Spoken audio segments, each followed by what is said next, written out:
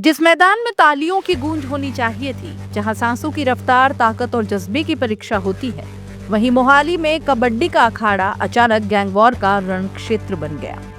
15 दिसंबर की शाम सेक्टर 82 सोहाना कबड्डी टूर्नामेंट अपने पूरे शबाब पर था। खिलाड़ी मैदान में उतरने से पहले वार्म अप कर रहे थे। दर्शक रोमांच में थे, आयोजक व्यवस्थाओं में जुटे थे।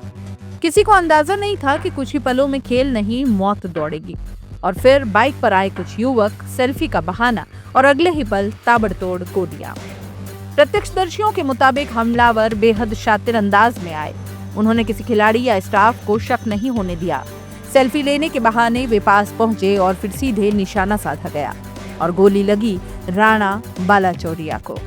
एक नहीं, दो नहीं, कई राउंड फायरिंग हुई। मैदान में अफरा तफरी मच गई।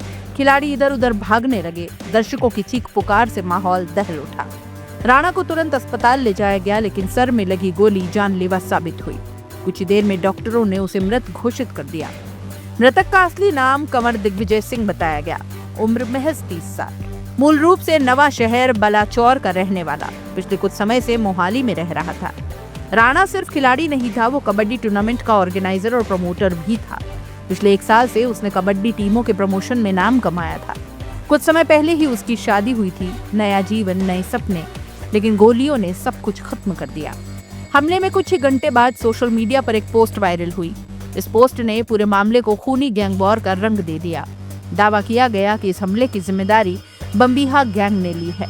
पोस्ट में लिखा गया कि राणा लॉरेंस बिश्नोई और जग्गू भगवानपुरिया गैंग के लिए काम करता था।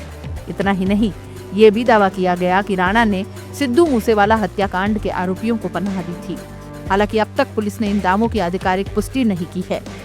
मोहाली के एसएसपी हरमनदीप हंस ने बताया कि हमलावर बेहद करीब से आए थे और अचानक फायरिंग कर दी। पुलिस के मुताबिक हमलावर बाइक से आए। मौके पर 4-5 खोखे मिले। सीसीटीवी फुटेज खंगाले जा रहे हैं। गैंगस्टर कनेक्शन को गंभीरता से जांचा जा रहा है। पुलिस ये भी जांच कर रही है कि क्या ये हमला सिर्फ राणा को टारगेट कर किया गया या फिर किसी बड़े नाम तक पहुंचने की ये साजिश थी।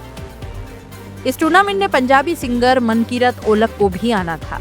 खास बात यह है कि हमला उनके पहुंचने से करीब आधे घंटे पहले हुआ।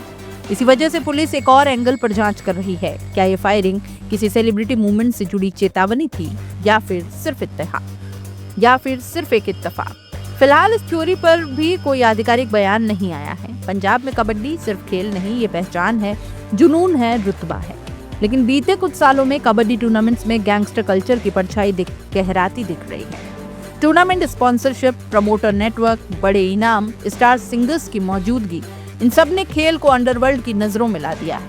राणा की हत्या इसी खतरनाक ट्रेंड की सबसे ताजा और डरावनी मिसाल बन गई है। हमले के बाद टूर्नामेंट तुरंत रोक दिया गया। खिलाड़ी सदमे में है। कई खिलाड़ियों ने कहा कि अगर मैदान में भी जान सुरक्षित नहीं तो फिर खेले कैसे।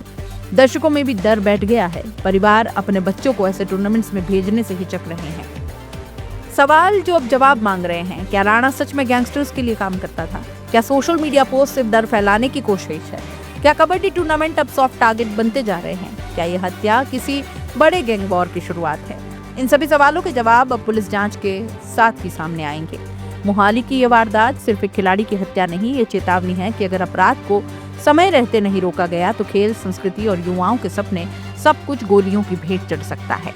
आज राणा गया, कल कोई और, लेकिन जांच जारी है, सबूत जुटाए जा रहे हैं। पुलिस बड़े खुलासों का दावा कर रही है, लेकिन एक सच साफ है, मोहाली की कबड्डी पिच पर बहा खून पंजाब के सिस्टम पर बड़ा सवाल छोड़ गया है।